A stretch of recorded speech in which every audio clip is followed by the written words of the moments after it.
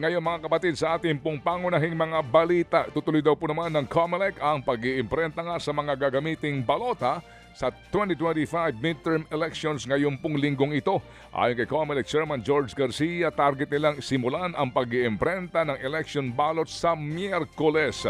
Gagamitin daw po ng COMELEC ang lahat ng makina ng National Printing Office o NPO para nga po makumpleto pa rin ang pag-iimprenta sa lahat ng balota hanggang April 14. Higit 70 million ballots ang kinakailangan po sa halalan, pero kinakailangan din pong idispatcha ang unang 6 na milyong balotang naimprenta na dahil nga po sa kautusan ng Supreme Court na idagdag sa balota ang pangalan po ng 5 diskwalipikadong o na-disqualify na mga kandidato. Sa amin po panayam kanina, kung sakali po maglabas na panibagong TRO ang Supreme Court, they will cross the bridge when the bridge is falling down. Naku, iba yun na. Samantala mga kapatid, idineklara naman ng COMELEC na areas of concern ang ilang lugar sa Panay at maging sa Negros Islands. Sa Iloilo, hindi bababa sa 9 na lugar ang binabantayan ngayon ng COMELEC. Kabilang po dyan ang bayan ng Kalinog na isinasailalim na sa red category dahil nga sa dating mga kaso ng election-related violence. Nakalista rin sa areas of concern ang 2 lugar sa Capiz at 1 naman sa Antique. Sa Negros Occidental, 5 ang lugar na binabantayan kasama po ang Sipalay City. Sa kabuuan mga kapatid, nasa halos 40 lugar nang nasa ilalim ng red category sa buong Pilipinas. Ayon sa COMELEC, makatutulong ang pagtukoy sa mga ito para masiguro ang seguridad ng eleksyon. Muli po namang nagsagawa po ng joint maritime exercises ang Pilipinas at ang Amerika sa West Philippine Sea. Ayon po sa AFP, idinaos ang military exercise sa Palawan noong pong Biyernes at araw ng Sabado.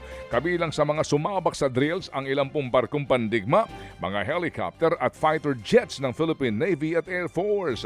Ito ang unang military exercise ng Pilipinas at Amerika ngayong pong taon at panglima mula nang umpisahan ang unang maritime cooperative activity noong pong 2023. Layunin po ng ehersisyo na lalong hasain ang ugnayan ng mga militar ng dalawang bansa. Ikinakasa naman ng Department of Justice o DOJ ang mas malakas na kaso na po pwedeng maisampa sa lahat ng sangkot sa umano'y cover-up sa higit 6.7 billion pesos na drug bust sa Maynila noong taong 2022. Ayon po sa DOJ, mahina ang mga ebidensya sa unang kasong isinampa laban kay dismissed Police Sergeant Rodolfo Mayo at Ney Atedero na parehong naaresto kaugnay sa higit 700 kilo ng shabu na nakumpiska sa isang anti-drug operation sa Maynila. Aminadong DOJ na tagilid ang unang kasong naisampa sa dalawa dahil questionable ang mga naunang ebidensya. Kaya sa ngayon may mga bagong ebidensya raw ang DOJ kabilang na ang mga kuha ng CCTV at resulta ng congressional hearing na kasama sa bagong case build-up. Titiyakin daw nila na hindi makakalusot ang lahat ng sangkot kaya inaaral pa kung i-consolidate ang mga kaso o maghahain sila ng mga panibagong kaso.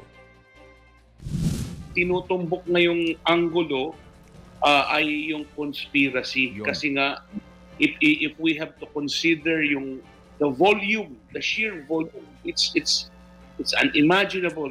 We will pursue the pieces of evidence and wherever it would lead us, the DOJ, the present leadership of DOJ, will initiate the proper criminal cases against anyone involved.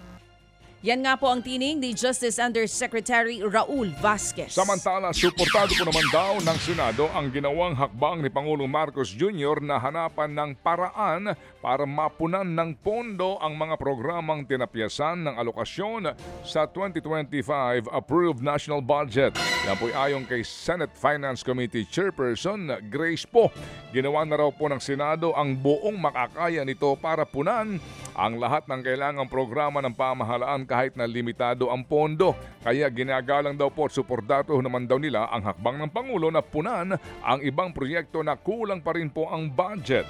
Una po kasing sinabi po ni PBBM na tatangkain nilang punan mula sa savings ng pamahalaan ang mga kinapost na programa. Mamaya po kung meron tayong panahon, pag-uusapan natin to dahil over the weekend nga po ang balita.